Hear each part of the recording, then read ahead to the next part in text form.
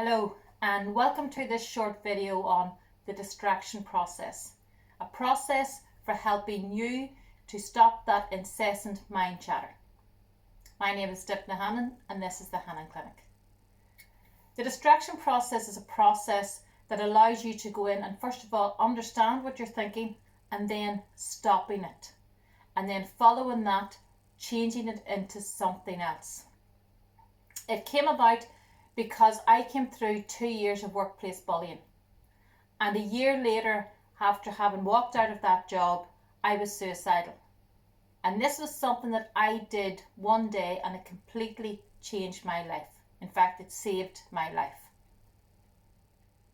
The distraction process is based on the fact that about 95% of our thoughts in any given day come from our subconscious mind. And our subconscious mind tends to think in loops, what are known as habit loops. Now, we do have positive habit loops, but we do have many negative ones. An example of a positive habit loop is driving.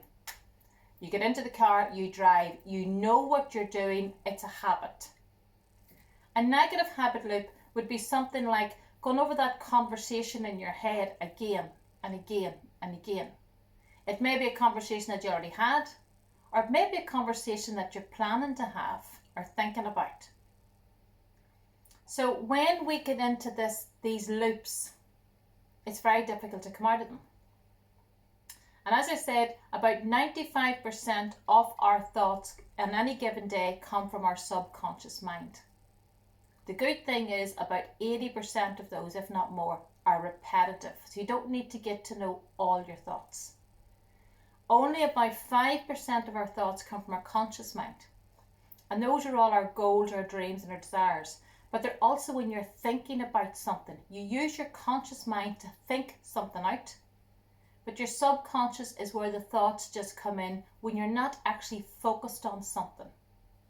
So if I go back to the example of driving, when you were learning to drive, you had to consciously think about everything. You consciously watched the road, you're watching your gears, you were listening to the car, you were watching for pedestrians, you were consciously engaged in driving.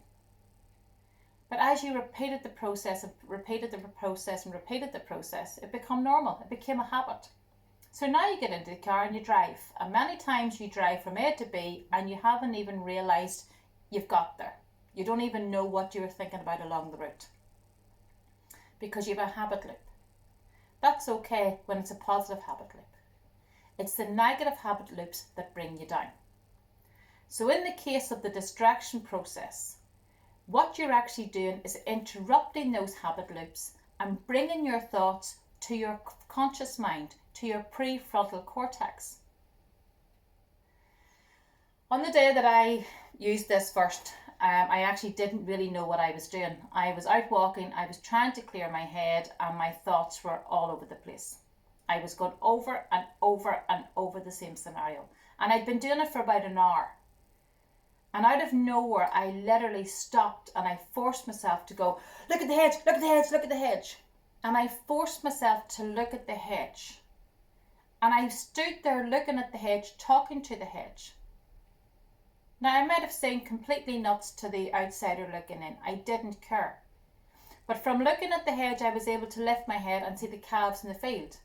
And from there, I could turn and I could walk down the hill. And as I walked down, I noticed everything.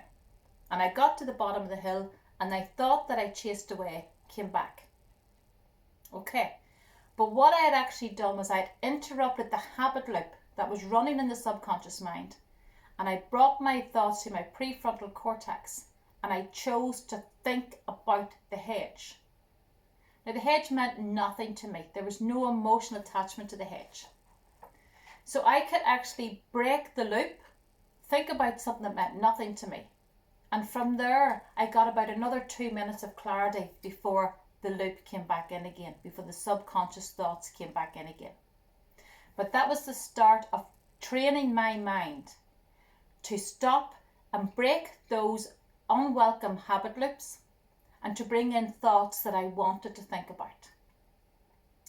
So in the distraction process, if you find yourself you're thinking about something you do not want to think about, force yourself to look at something that means nothing to you and think about it out loud. I would often say to clients, talk out loud at this point.